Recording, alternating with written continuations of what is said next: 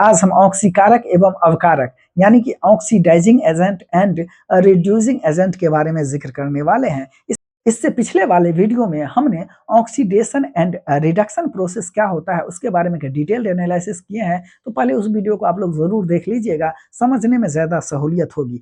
आइए आज हम समझने का प्रयास करते हैं क्या होता है ऑक्सीडाइजिंग एजेंट, क्या होता है रिड्यूसिंग एजेंट, और हम यहाँ पे इक्वेशन के माध्यम से इसको समझने का प्रयास करते हैं। सबसे पहले अगर हम बात करें यहाँ पे ऑक्सीकारक का, तो यह जो ऑक्सीडाइजिंग एजेंट होता है उसमें इलेक्ट्रॉन ग्रहण करने की क्षमता होती है। मतलब वैसा पदार्थ जिसमें इलेक्ट्रॉन ग्रहण करने की क्षमता होता है उसे हम ऑक्सीकारक कहेंगे, या यूं कहें ऑक्सीडाइजिंग एजेंट कहेंगे। दूसरा विशेषता होता है कि जितने भी धातु होती है सभी ऑक्सीकारक का काम करता है, यानी कि सभी धातुएं जो है वह ऑक्सीडाइजिंग एजेंट के रूप में काम करता है। इसका कुछ एक्सेप्शन है, जैसे कि कार्बन हो गया, हाइड्रोजन हो गया, फास्फोरस हो गया। यह क्या करता है, तो यह ऑक्सीडाइजिंग एजेंट का काम नहीं करता है, यह इसके अपवाद हैं।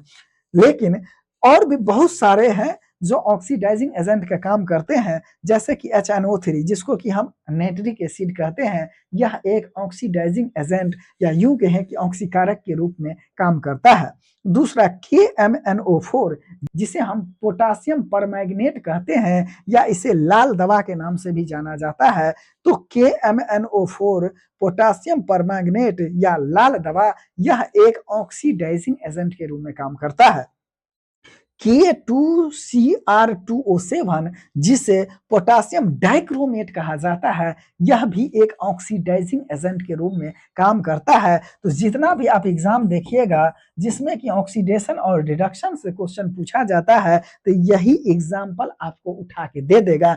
कभी HNO3 यानी कि नाइट्रिक एसिड दे देगा, कभी KMNO4, या फिर आपको लाल दवा लिख के दे देगा, या फिर आपको K2Cr2O7। यही एग्जाम्पल बार बार आपके एग्जाम में देखने को मिलेगा, तो इसको याद रखना है। हमने क्या कहा कि ऑक्सीडाइजिंग एजेंट HNO3 होता है, KMNO4 होता है, K2Cr2O7 होता है, इसको तो जरूर याद रखिएगा, बाकी और भी होता है। अवकारक का यानी कि रिड्यूसिंग एजेंट का, तो रिड्यूसिंग एजेंट का बात करें तो इसमें कई विशेषता पाए जाता है, जैसे कि वैसा पदार्थ जिसमें इलेक्ट्रॉन त्यागने की क्षमता होती है उसे हम क्या कहेंगे, रिड्यूसिंग एजेंट कहेंगे। सभी के सभी अधातुएं जो है वह अवकारक के रूप में काम करता है।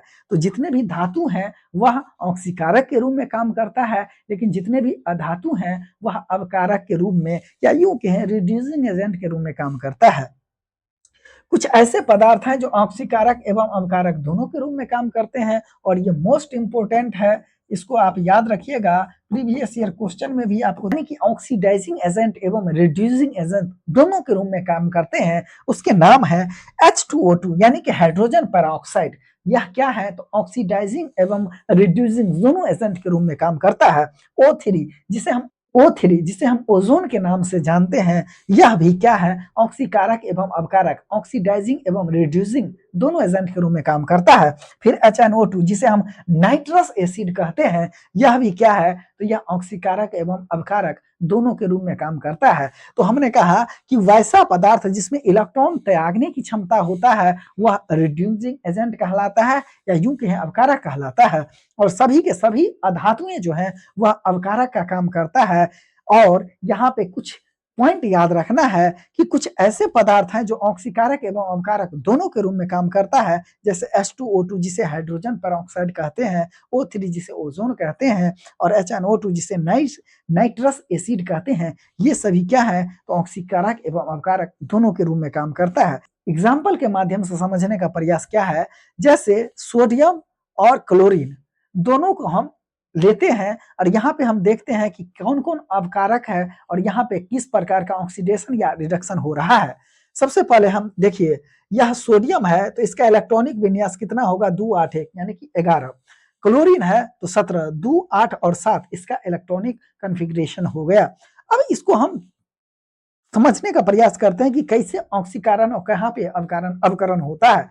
अब देखिएगा, सोडियम से सोडियम प्लस चला गया, यानी कि यहाँ पे क्या हो रहा है, यहाँ पे सोडियम प्लस, तो ये क्या हो रहा है, यहाँ पे हम देख रहे हैं कि ऑक्सीकरण हो रहा है, ऑक्सीडेशन हो रहा है। फिर हम देखते हैं क्लोरीन से ये क्लोरीन माइनस हो रहा है, कहने का मतलब यहाँ पे रिडक्शन हो रहा है। तो देखिएगा अगर यहाँ पे ऑक्सीकरण हो रहा है तो ये क्या कहलाएंगे, अवकारक कहलाएंगे, यानी कि यह क्या हो जाएगा, ऑक्सीडेशन हो रहा है तो यह रिड्यूसिंग एजेंट हो जाएगा, रिड्यूसिंग एजेंट। और यहाँ पे अगर रिडक्शन हो रहा है तो यह ऑक्सीडाइजिंग एजेंट हो जाएगा, एजेंट के रूप में यह काम करेगा। तो कहने का मतलब होता है कि यहाँ पे ऑक्सीकरण भी हो रहा है, अवकरण भी हो रहा है, फिर ऑक्सीकारक भी है और फिर अवकारक भी है, यानी कि जहां पे ऑक्सीकरण होगा वह अवकारक कहे जाएंगे और जहां पर अवकरण होगा वह ऑक्सीकारक, जहां पे ऑक्सीकरण होगा वहां पे अवकारक होगा, यानी कि यह रिड्यूसिंग एजेंट होगा, और जहां पे अवकरण होगा यानी कि रिडक्शन होगा वहां पे ऑक्सीकारक होगा, या यूं कहें कि ऑक्सीडाइजिंग एजेंट होगा, ऑक्सीडाइजिंग एजेंट होगा। तो यह था मेरा एक छोटा सा वीडियो।